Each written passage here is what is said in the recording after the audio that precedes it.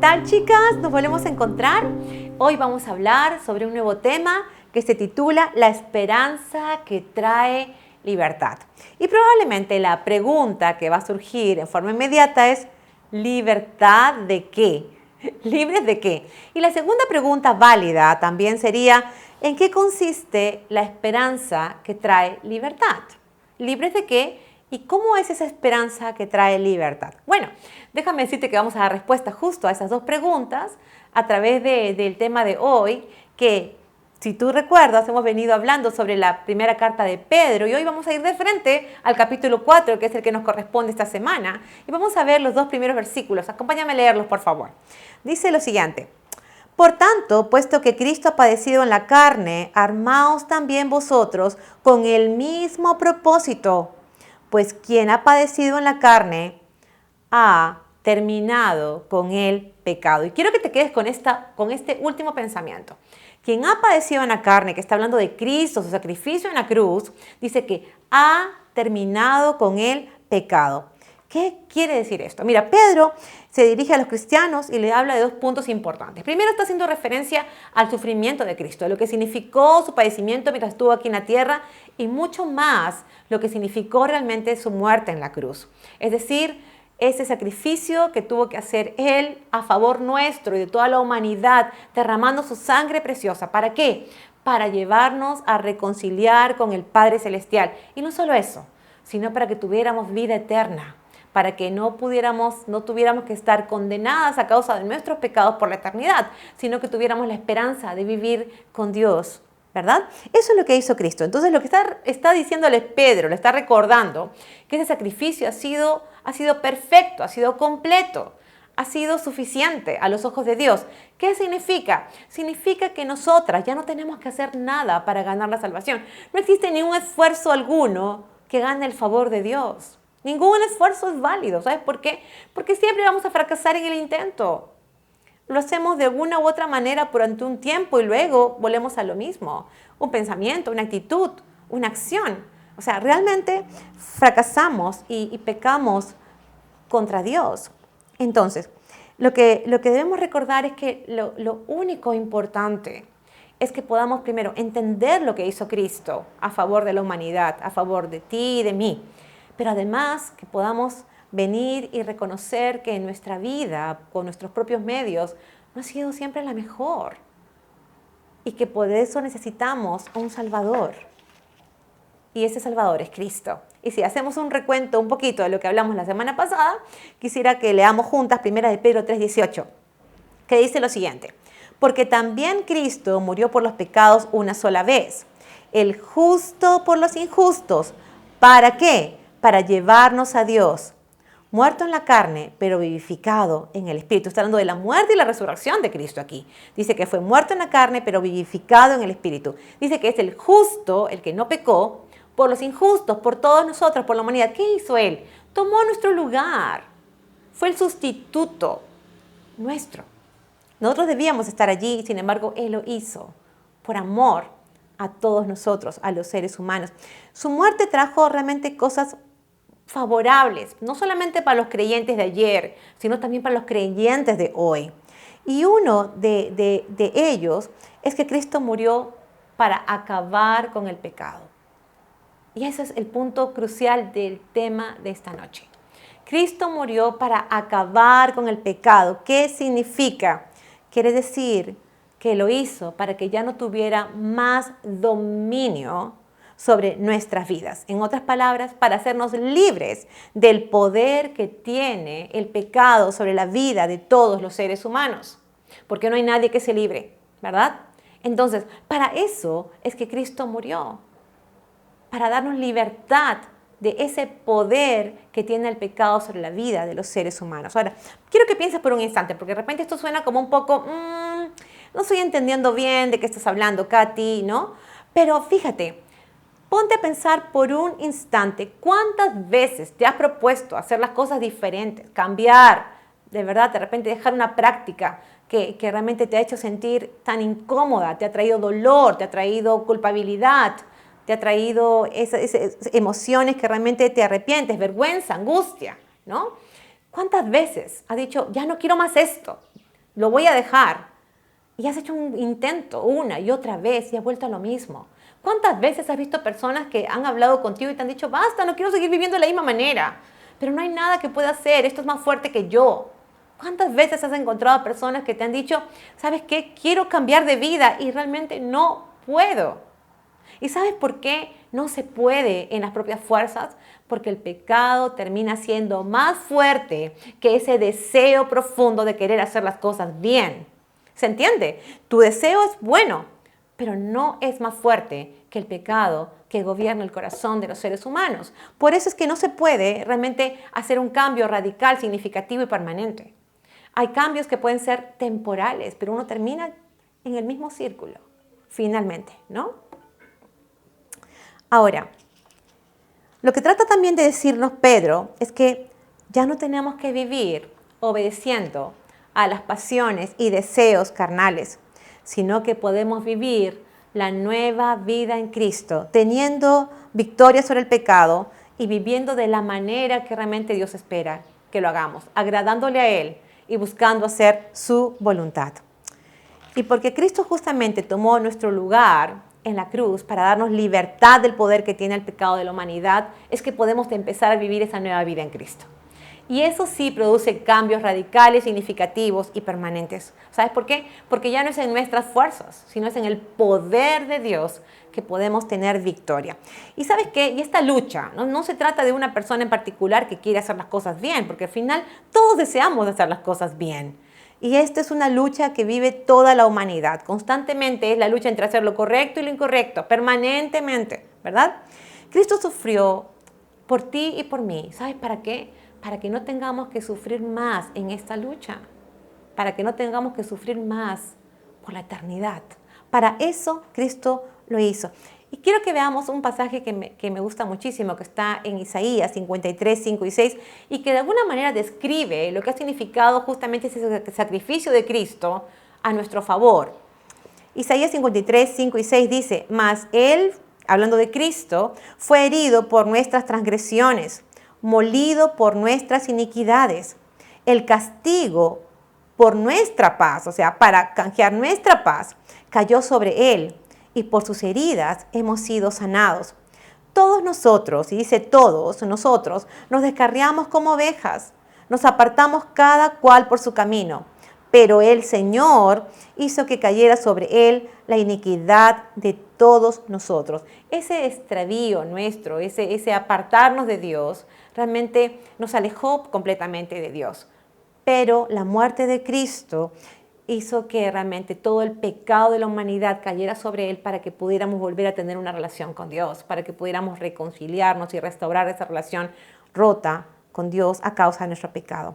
Sobre Cristo cayeron todos los pecados de la humanidad. Eso significa los pecados pasados, los presentes y los futuros. Y cuando Pedro dice, en el texto que hemos leído de Primera de Pedro capítulo 4, cuando dice, armaos con el mismo propósito de Jesús, porque es lo que está llamándoles a los creyentes de ese tiempo y también es para nosotros en este tiempo, lo que está tratando de decirles dice, deben equiparse, tienen que equipar su mente con el mismo pensamiento de Cristo. ¿Cuál es la finalidad?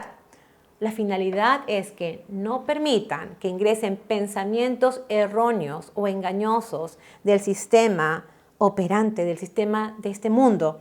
Para eso es necesario que ustedes armen sus pensamientos. Y cuando habla de armar con el mismo propósito, realmente la figura que se usa allí es como si fuera una protección, una armadura que protege justamente la mente y los pensamientos. Porque fíjate, ¿dónde nacen las batallas del alma? ¿Dónde nacen? Nacen en la mente, ¿no? Ahí tenemos las luchas, lo que queremos y lo que no queremos hacer, está ahí permanentemente. Ahora, cuando un pensamiento batalla nuestra mente, no se elimina simplemente diciendo, ya no voy a pensar nunca más en esto. Es exactamente lo contrario. Cuanto más lo proponemos dejar de pensar en algo, más estamos pensando en lo mismo.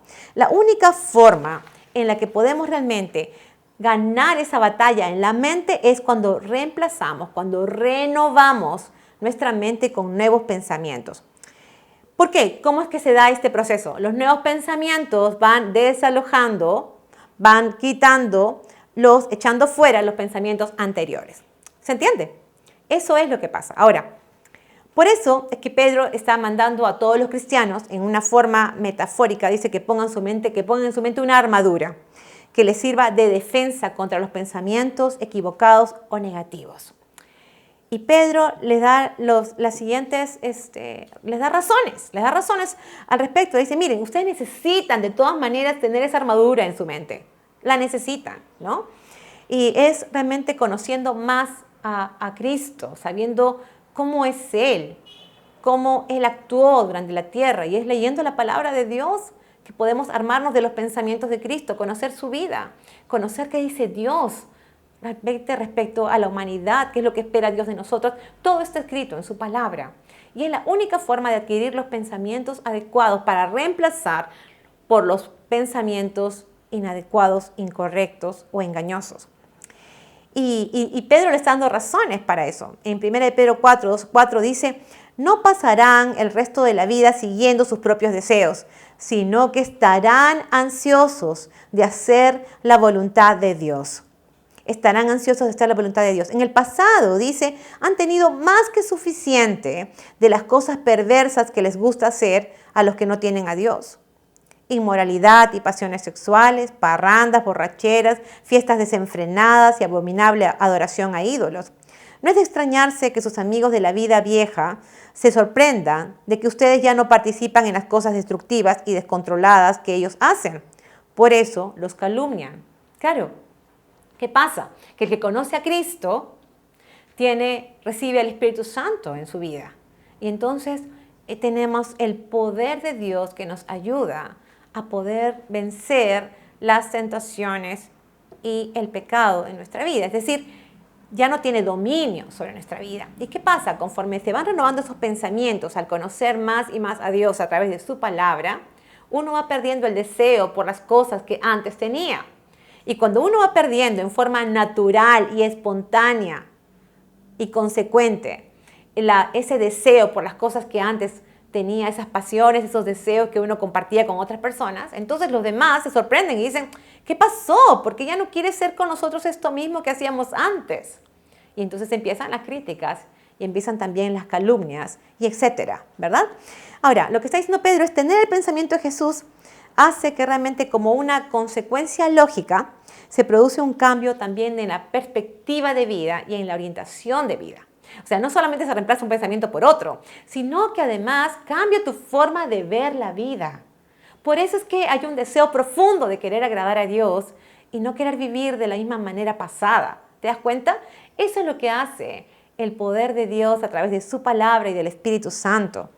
Entonces, ¿qué pasa? Los creyentes ya no gastan su vida en el pecado, sino que van anhelando más y más y han aprendido a vivir de una forma que de verdad agrade a Dios. Y esto no es por imposición alguna, por si acaso. Nadie a uno le impone al otro, oye, tienes que hacer esto o aquello. Eso lo hace solo el Señor en el corazón de cada una de las personas que le ha entregado su vida por completo a Él. Es decir, uno empieza a perder el sabor a esa vida pasada, a ese estilo de vida pasado. Deja de ser atractivo en forma natural. Y entonces la consecuencia es que se va rechazando también en forma natural esas prácticas que desagradan al Señor.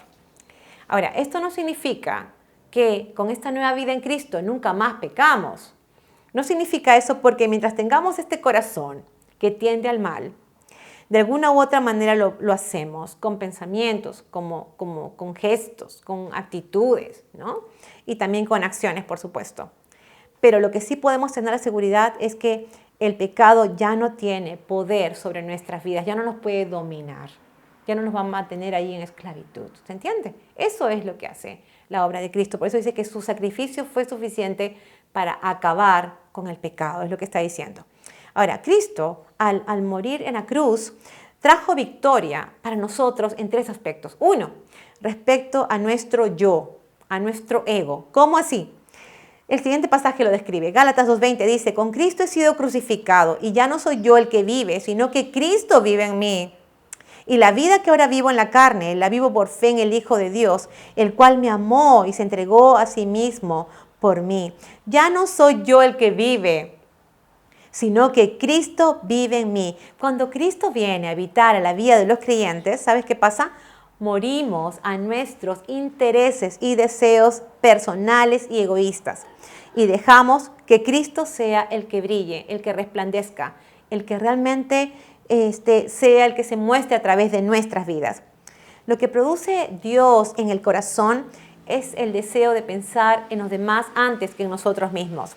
Dios nos saca de ese egocentrismo, de ese pensar que todo debe girar en torno a nosotras mismas, de ese deseo de ganar siempre las batallas y las peleas y las discusiones, de quedarse siempre con la última palabra cuando uno tiene una diferencia con otra persona.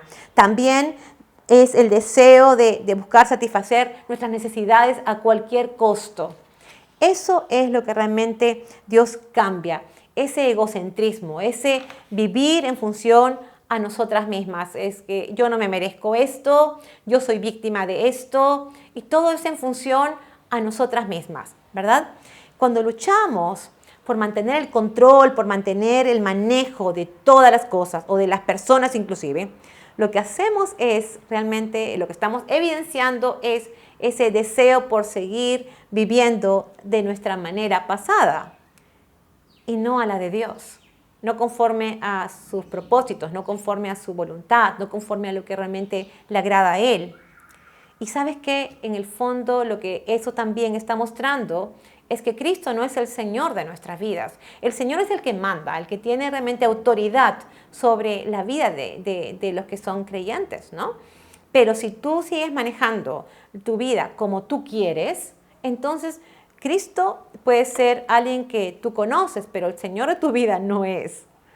Y aquí hay que hacer una diferencia. Cristo murió para que justamente pudiéramos nosotras mismas darnos cuenta que la vida no puede girar en torno a nosotras mismas, sino que es en función a Dios y a los demás. Y hay un segundo punto que trajo la muerte de Cristo en la cruz, victoria también sobre el sistema de este mundo, Veamos Gálatas 6:14, dice, en cuanto a mí, que nunca me jacte de otra cosa que no sea la cruz de nuestro Señor Jesucristo. Debido a esa cruz, mi interés por el mundo fue crucificado y el interés del mundo por mí también ha muerto. Piensa, cada vez que se menciona la palabra crucifixión, es un sinónimo ¿de qué? De muerte. ¿Está bien? Entonces, la crucifixión está vinculada directamente con la muerte. Por tanto, la muerte de Cristo en la cruz también nos lleva a morir a ese interés por el sistema o por la corriente de este mundo. ¿Cómo se da? Se da en forma natural. Cuando conocemos más a Dios, le amamos más a Dios, queremos realmente agradarle por encima de todas las cosas. Eso va haciendo no solamente que perdamos el interés a las prácticas antiguas, sino también a la forma de vida que teníamos en cuanto a este sistema, que en esta sociedad y esta cultura en la que nos movemos. En otras palabras, perdemos espontáneamente el sabor a lo que ofrece el mundo. ¿Cómo qué, por ejemplo? Como por ejemplo dejar de correr tras las tendencias de la moda, es decir, que no puedes vivir si no tienes lo último que ha salido, a eso me estoy refiriendo. El maquillaje, la dieta, esa obsesión por estar cada vez más delgada y tener ese cuerpo que según la sociedad, según la cultura, se ha establecido como que es el ideal. De eso estoy hablando. Uno pierde realmente el interés por seguir la corriente de este mundo, porque sabemos que hay un valor distinto que Dios nos ha dado y que ese valor está en que nos hizo a su imagen y semejanza. Dios nos hizo a su imagen y semejanza. Y al habernos dado una vida nueva en Él, las cosas y la perspectiva cambian completamente en nuestra mente y en nuestro corazón. Pero hay un punto más. Hay un punto más que tiene que ver con que la muerte de Cristo trajo también victoria sobre nuestra naturaleza que tiende al mal. Es decir, sobre nuestro ego, sobre el sistema del mundo, o sea, ese interés hacia correr a la carrera con otros en el mismo sistema, y también sobre nuestra naturaleza que tiende al mal. Veamos Gálatas 5:24. Dice, los que pertenecen a Cristo Jesús han clavado en la cruz las pasiones y los deseos de la naturaleza pecaminosa y los han crucificado allí. Han clavado, dice ahí, en la cruz las pasiones y los deseos de la naturaleza pecaminosa y los han crucificado allí. Dice que los que pertenecen a Cristo. Y la pertenencia tiene que hablar con que Él es el Señor de nuestras vidas. El esclavo le pertenece al amo, ¿verdad? Esa es una figura que podemos tomar para darnos cuenta cómo es esta relación. Los que pertenecen a Cristo han clavado sus pasiones y sus deseos pecaminosos también en la cruz. Esa tendencia al mal con la que todo ser humano nace ha sido crucificada también en la cruz, cuando le rendimos nuestra vida al Señor, cuando le pedimos perdón por nuestros pecados, cuando venimos a reconciliarnos con Él. Y lo que ha hecho Cristo a nuestro favor es quitarle ese poder que tenía sobre nuestras vidas. ¿Eso qué significa? Escúchame bien. Ya no tienes que seguir haciendo lo que te dicta tu corazón, que como dice la Biblia y como lo describe, el corazón es engañoso y perverso. Ya no tienes que seguir haciendo lo que otros hacen o te incitan a hacer, salvo que realmente quieras hacerlo en forma voluntaria. Pero ya no tienes que. ¿Se entiende? Si eres creyente, tienes recursos para obtener victoria sobre la naturaleza que tiende al mal. Dios nos ha provisto de la oración, nos ha provisto de su palabra, de sus promesas, nos ha provisto de su propia presencia para ayudarnos a tener realmente victoria sobre las tentaciones. Fíjate lo que dice Mateo 26:41. Velen y oren para que no cedan ante la tentación. Velen y oren para que no cedan ante la tentación. Ahí está un recurso con el que podemos contar, y es la oración.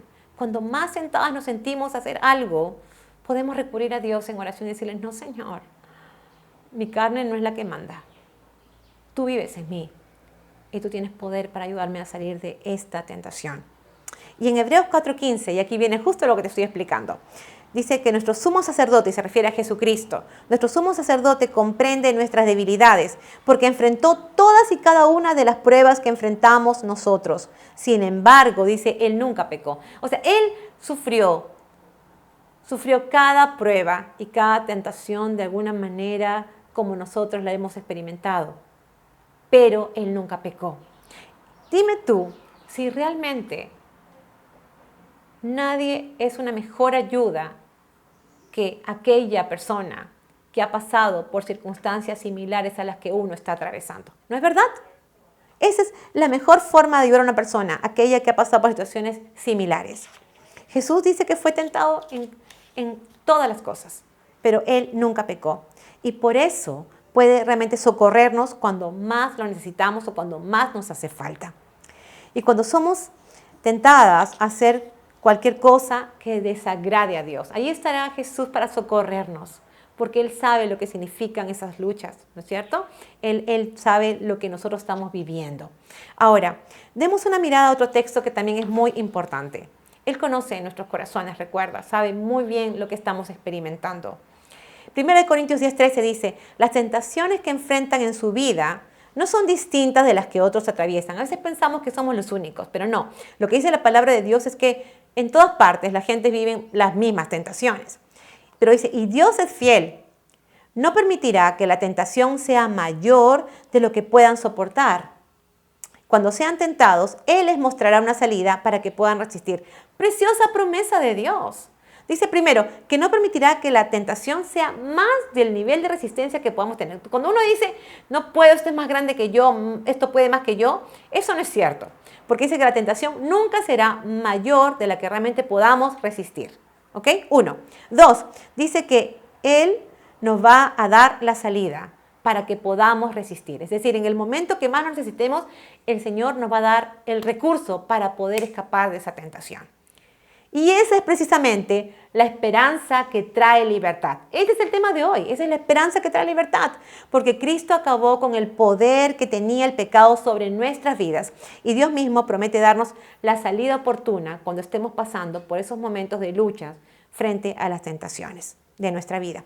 Y quiero que volvamos rápidamente al verso 2 que vimos al principio del capítulo 4 de Primera de Pedro, con el que empezamos este tema, para que tomes nota de algo importante. Dice: para que el tiempo que le queda de vida en este mundo lo viva conforme a la voluntad de Dios y no conforme a los deseos humanos. Pero escucha esta parte que dice: baste el tiempo pasado para haber hecho lo que agrada a los no creyentes que viven entregados al libertinaje y las pasiones. Basta ya ese tiempo, dice, para que el tiempo que les quede de vida lo vivan conforme a la voluntad de Dios y no conforme a los deseos humanos.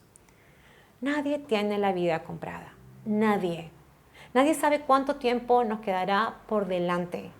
Ninguna de nosotras sabe realmente cuánto tiempo viviremos. Podemos tener salud, podemos estar bien en estos momentos, pero no sabemos, nadie tiene la vida comprada. No sabemos si celebraremos un cumpleaños más o no.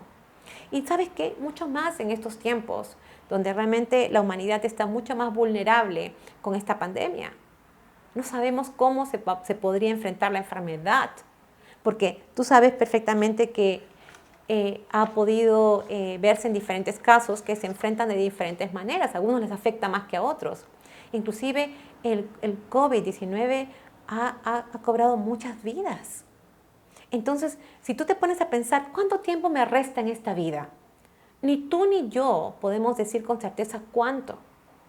No podemos. El único que conoce el futuro, que tiene que ver con nuestras vidas, es Dios.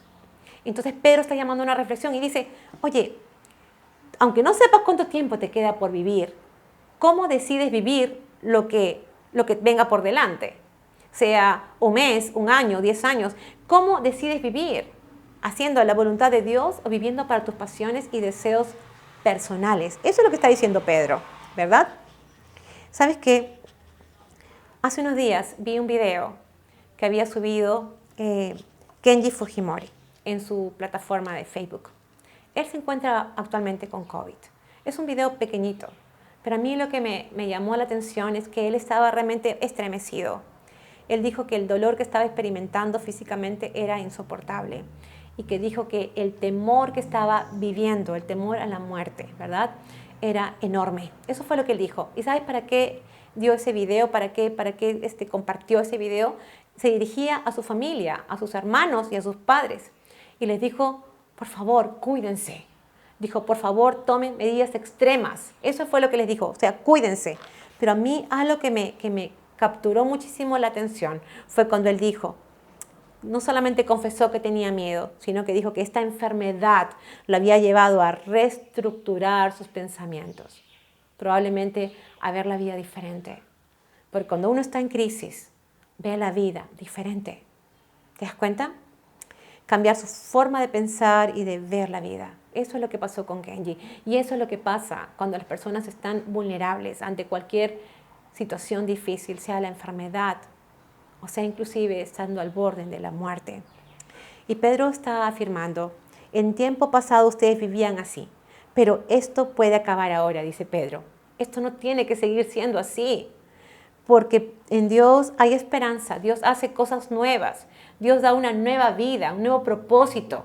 Y ya no importa cuánto tiempo nos quede por delante, ¿sabes por qué? Porque Dios ofrece vida nueva en Él aquí, mientras estemos en la tierra, y vida eterna cuando tengamos que partir.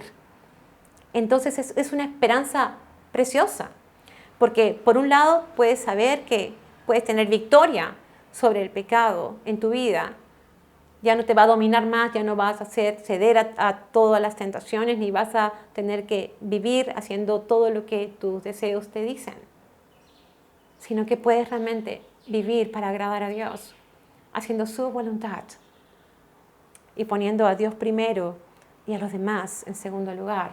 ¿Te das cuenta? Quiero terminar con un versículo que se encuentra en Romanos 5, 17 y 18 y dice, pues el pecado de un solo hombre, Adán, hizo que la muerte reinara sobre muchos, pero aún más grande es la gracia maravillosa de Dios y el regalo de su justicia, porque todos los que reciben a Cristo vivirán en victoria sobre el pecado y la muerte por medio de un solo hombre, Jesucristo. ¿Te das cuenta? Así es, un solo pecado de Adán trae condenación para todos, pero un solo acto de justicia de Cristo trae una relación correcta con Dios y vida nueva para todos. ¿Qué está diciendo aquí en este pasaje el apóstol Pablo que escribió Romanos? Está diciendo que el pecado entró por un hombre y lo heredamos todos. Todos nacemos con esa misma naturaleza pecaminosa, ¿verdad? Ese era Adán. Pero por un solo hombre que fue Jesucristo y su sacrificio perfecto en la cruz, lo que ha hecho es justificarnos ante Dios. ¿Qué significa? Que ya Dios no nos ve como somos, ni como estamos en la condición que nos encontramos, sino que nos ve a través de Cristo. Porque como Él pagó el precio, hoy podemos realmente reanudar esa relación con Él. Hoy puedes confesar tus pecados a Dios y rendirle tu vida, hacerlo el Señor de tu vida e iniciar una relación correcta y una nueva vida en Cristo. ¿Qué decides? ¿Qué decides? ¿Cómo quieres vivir el tiempo que te reste? Sea cual sea el tiempo. ¿Cómo quieres vivirlo?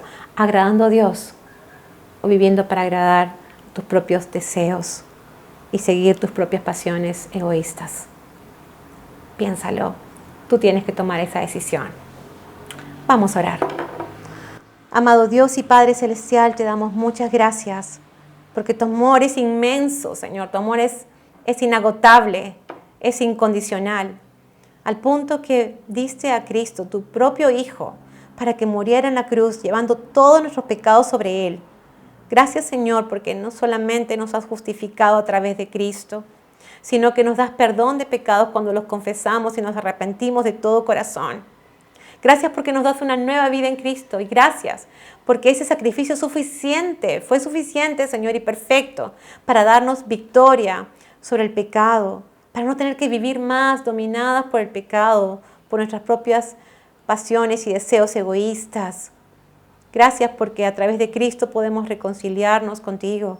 Gracias, Señor, porque hay perdón y hay también la esperanza de la vida eterna. Oro, Señor, por cada una de las personas que están escuchando este mensaje, para que seas tú, Señor, hablando a sus vidas, a sus corazones, ayudándoles, Señor, a tomar una decisión de rendirse por completo a ti y de empezar a vivir una nueva vida en Cristo. Que el tiempo que les resta puedan vivir para agradarte a ti, conforme a tu voluntad. Te lo pedimos, Señor, en el nombre de Cristo Jesús. Amén. Amén. Bien, terminamos un tema más. Y la próxima semana, si Dios lo permite, estaremos compartiendo la esperanza que produce gozo. Solo quiero recordarte una vez más que si tú necesitas conversar con alguien, tratar algún tema personal, podemos realmente atenderte. Llena un formulario que aparece en las redes, en Instagram o en Facebook. Nos encuentras como Entre Nosotras ACM y puedes allí dejar tus datos y te vamos a contactar lo más pronto posible. Y si quieres también conocer un poco más de Dios, estudiar la palabra de Dios, aprender más de Él, tenemos grupos pequeños de mujeres en diferentes horarios, así que también hay otro formulario donde tú puedes ser parte de un grupo en el momento que tú gustes. Únete, eres bienvenida. Y recuerda que todos los mensajes que compartimos por aquí y los que hemos también compartido con anterioridad, ya los encuentras en audio en Spotify. Nada, nos vemos la próxima semana si Dios lo permite. Chao.